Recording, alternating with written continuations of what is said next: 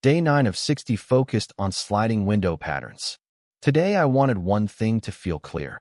Using a stable invariant, so sliding window patterns feels like a process instead of a trick.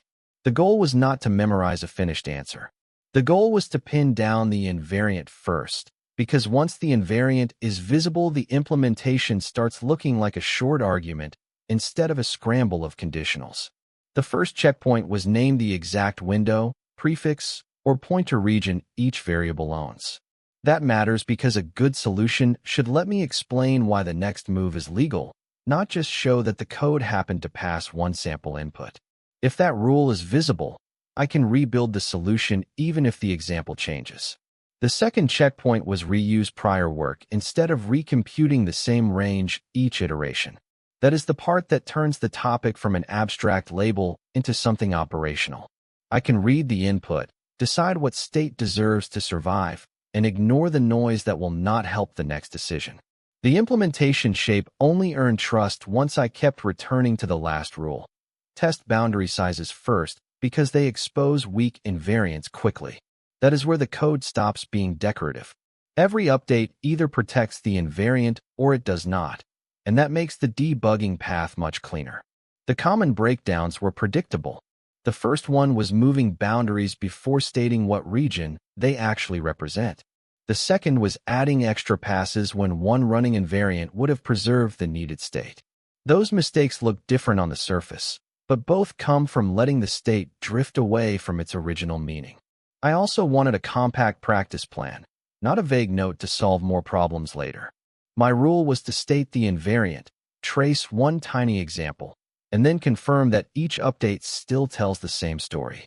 That kind of drill is small enough to repeat, but strong enough to expose weak reasoning quickly. What helped most is that sliding window patterns now feels like a repeatable decision process. If the input changes a little, I still know what question to ask first. That is the signal I wanted from today's work, because it means the lesson is portable instead of tied to one exact problem statement. So my recap for day 9 is simple. Using a stable invariant, so sliding window patterns feels like a process instead of a trick. The useful anchors were name the exact window, prefix, or pointer region each variable owns. Reuse prior work instead of recomputing the same range each iteration, and test boundary sizes first because they expose weak invariants quickly. When those are visible, the code is easier to test, easier to explain, and much easier to repair after the first wrong attempt. One more reason I wanted this locked in is that harder follow-up problems usually change the surface details, not the core invariant. If the rule still survives, I can adapt the implementation instead of restarting from zero.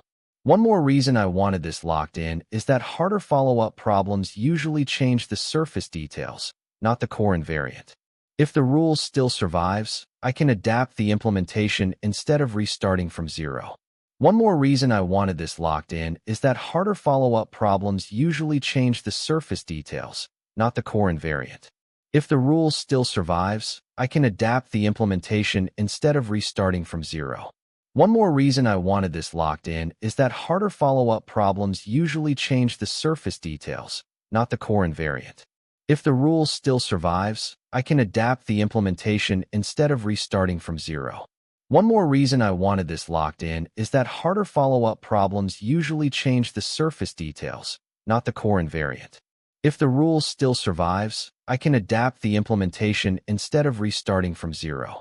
One more reason I wanted this locked in is that harder follow-up problems usually change the surface details, not the core invariant. If the rule still survives, I can adapt the implementation instead of restarting from zero.